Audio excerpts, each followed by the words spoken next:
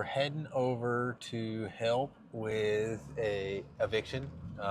Dude, it's been a long time since I've been involved with this at all. Usually it's not something I'd be involved with, but our field guy would normally go with our property manager, just kind of stand by just for a safety thing. So there's two of them there in case there's any issues.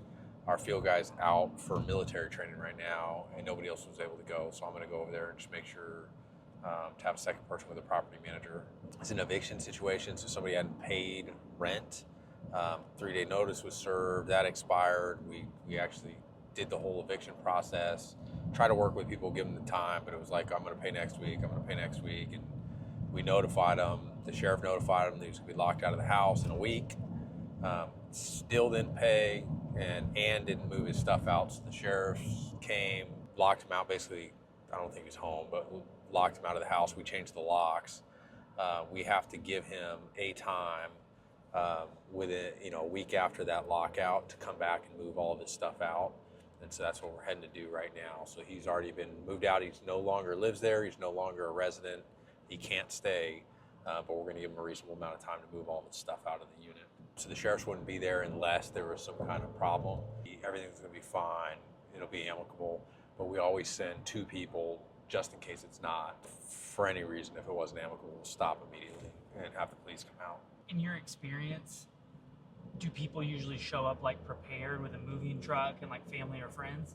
I gotta be honest, Ben, I think we've only ever gotten to this step of an eviction maybe twice the entire time that I've been doing this. And the last time was years ago. Usually once there's a legal order, because the sheriff's department doesn't want to do this stuff either, the sheriff's department will literally show up like days in advance, say, hey, if you need to move all your stuff out, you're not going to be allowed to stay here anymore. You've got a week to do it, get your stuff out. Most people at that point will like do the reasonable thing, move all their stuff out. They won't wait until last minute like this. And so he was just blowing us off. I think maybe he didn't think it was real or it wasn't really going to happen. Do you get nervous like pulling up to this type of stuff? Are you on guard? I mean, maybe on guard, but probably not nervous. In a former life, I did stuff that was a lot higher stress than this. So no, I mean, you got to be careful, right? And unfortunately, you do hear of situations. I personally have heard of several situations where there was an eviction situation, and like deputy sheriffs end up getting shot or shot at or whatever.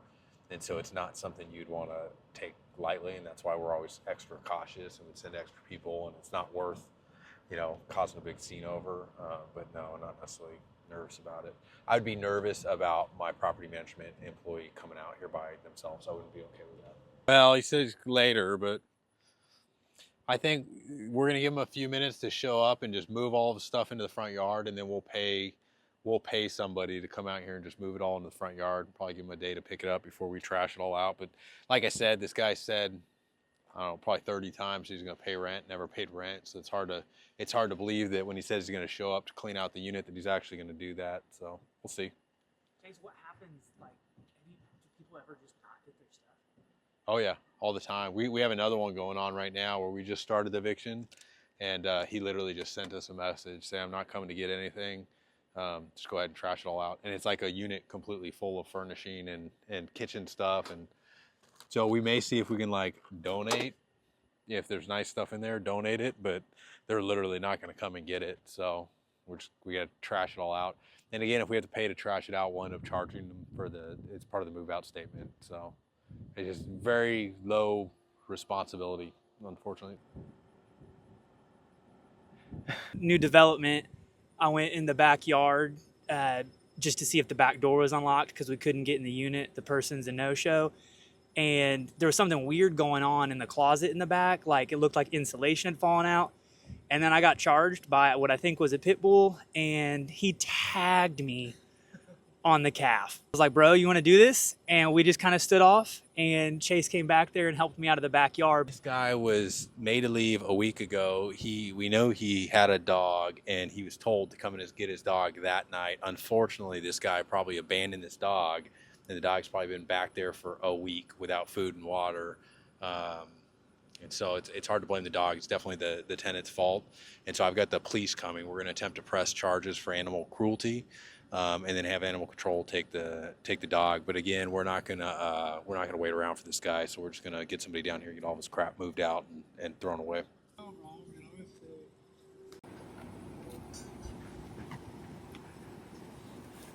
Some peroxide, dude.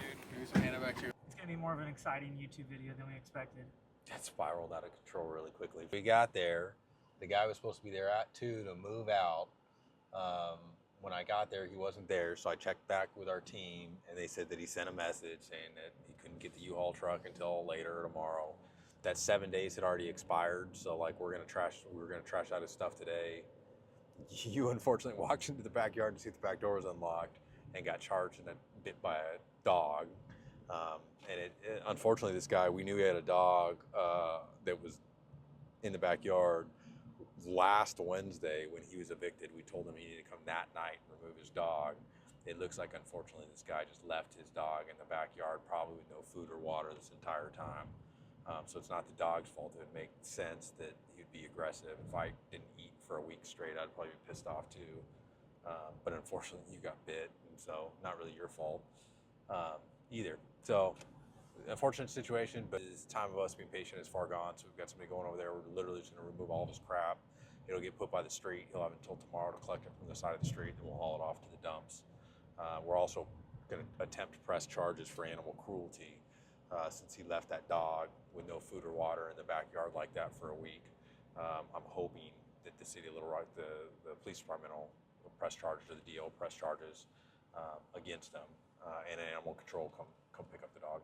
Going into a backyard like that of a house that's abandoned, like whether you're looking at a property or it's an eviction situation or whatever, something I like to do is like shake the fence or kick it or hit it with something.